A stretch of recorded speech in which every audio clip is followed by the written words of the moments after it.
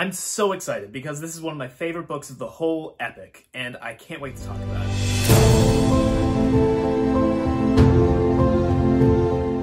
Hello and welcome, or welcome back. We're going to continue reading through the great books of Western civilization, starting with the Iliad. This is Book 6 from the Robert Fagles translation. As always, I will do a brief plot summary followed by analysis and commentary. The Greek forces press on, killing many Trojans and gaining ground against them. Menelaus defeats a young Trojan soldier who begs for his life, asking that he be spared so that he can be ransomed back to his father instead. Menelaus' heart is moved and he is about to take the young man prisoner, but Agamemnon rushes up to him and accuses him of being soft, stops him from sparing the man, and urges him to be merciless instead. He wins his brother over and the two kings kill the man before returning to the fighting. Meanwhile, Diomedes meets the Trojan ally Glaucus on the battlefield and asks him for his lineage. After hearing his story, he realizes that their grandfathers were friends. Because of this, they decide to trade armor and avoid fighting each other in the future, and depart as friends. Across the field, the Trojan seer sends Hector back to Troy, asking that he ask his mother and the rest of the noble women to go and sacrifice to Athena in order to pray for victory. Hector obeys and has several encounters with the people of Troy during his time within the city walls. First, a crowd of women press in on him, begging him for news of the men that they love on the battlefield. Hector tells them only to pray to the gods and moves on. Next, he meets his mother, who offers him a glass of wine, which he refuses, before delivering his message. Hecuba, his mother, obeys, and takes the other noble women to go and make a sacrifice, but Athena refuses to listen to their prayers. Next, Hector finds Paris and Helen together in Paris's home, where he is polishing his armor. He shouts at his brother angrily for staying back from the fighting while others are dying for him. Paris claims that he was just about to go back to fight that very moment. That's exactly what I would say if I was caught slacking off. Helen tries to convince Hector to rest, since he's been fighting so hard to keep the city, to keep her safe. But he refuses out of compassion for the men outside who are still fighting. He asks her to make sure that Paris actually goes back to fight, before leaving to go and see his own family. Hector doesn't find them at his home, but instead on the walls. His wife Andromache runs up to him and embraces him, begging that he decide to stay back from the fighting once and for all, for she fears that soon he will be killed. She also warns Hector that the Greeks have found a low spot on the Trojan wall that they have repeatedly tried to climb over. Hector responds that he cannot stay back, because it would be cowardly to do so and that he knows the duty that he has to his city. Hector also shares that he knows in his heart that Troy is doomed to fall, and while his father, his mother, and countless people of Troy will either be killed or enslaved in the process, he shares that he is only really concerned for Andromache's fate when that happens. He knows that she would probably be taken a slave, and begs that he never lived to see that happen. Hector embraces his infant son, reassures his wife as best he can, and returns to the battle. Paris meets him on the way out, and the two rejoin the fighting together. Pity is one of the most important lessons this epic has to teach us, and it's on display throughout this chapter. Let's first look at when Menelaus defeats the young Trojan soldier, named Adrestus. His pleas were moving the heart in Menelaus, just at the point of handing him to an aide to take him back to the fast Achaean ships, when up rushed Agamemnon, blocking his way and shouting out, "So soft, dear brother, why? Why such concern for enemies? I suppose you got such tender, loving care at home from the Trojans. Ah, would to God not one of them could escape his sudden plunging death beneath our hands." Menelaus has pity for this man, even without knowing why. And as Agamemnon points out, he probably has the most reason of anybody there to hate the Trojans and want to kill them all. And yet, even he hesitates. Pity stays the hand of rage here. This is a very relatable and human moment, and I think in Menelaus' position, most of us would be probably inclined to show mercy as well. But Agamemnon asks a critical question. Why such concern for enemies? Today, we're quite familiar with the teaching to love your enemies, but at this time in history, no one was. So what is the ancient Greeks' answer to this question? Agamemnon's answer is don't. But there are other answers, even here in this chapter. Diomedes meets Glaucus alone, which shocks him because he figures that with his reputation for fighting the gods that no one would even dare to face him by themselves. So he asks, "Who are you? Another born to die? I've never noticed you on the lines till now. If you are an immortal, come from the blue, I'm not the man to fight the gods of heaven. But if you are a man who eats the crops of the earth, a mortal born for death, here, come closer." Notice that Diomedes has learned his lesson from last book, and he's trying to make sure that he doesn't accidentally end up fighting a god. Glaucus wonders why Diomedes even cares to know. Why ask about my birth? Like the generations of leaves, the lives of mortal men. As one generation comes to life, another dies away.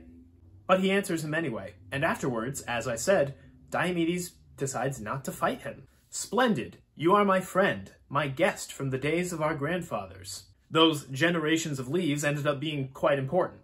Almost every soldier that dies in this epic is given a story by Homer at the hour of their death. Just once, when the story is told before the fight, there's friendship instead.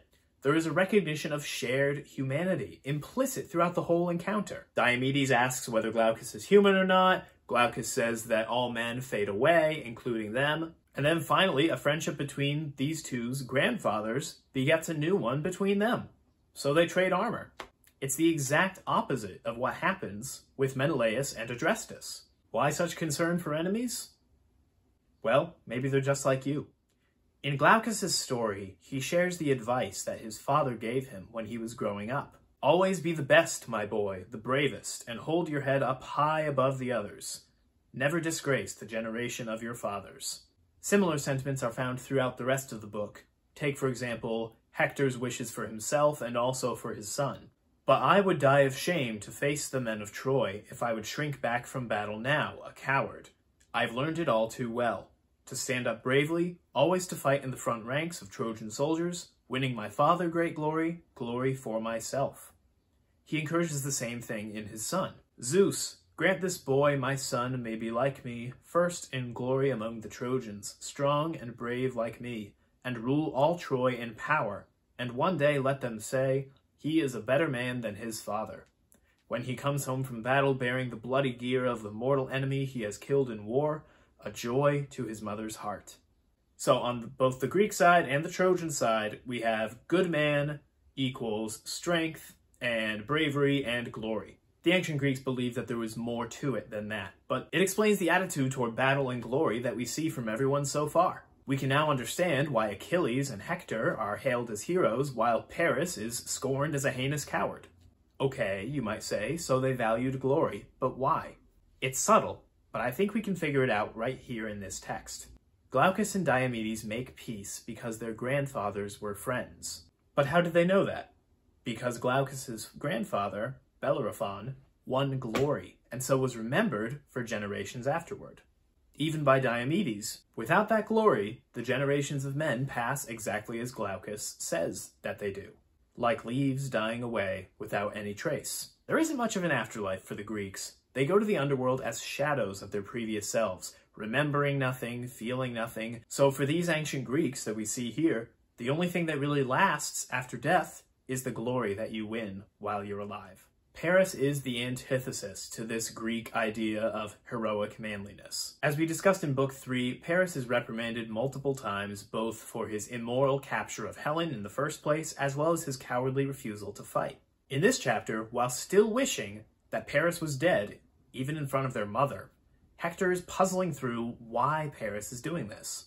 When confronting him in his home, he says, "How wrong it is, this anger you keep smoldering in your heart. Look, your people dying, in arms. You'd be the first to lash out at another, anywhere. You saw hanging back from this hateful war."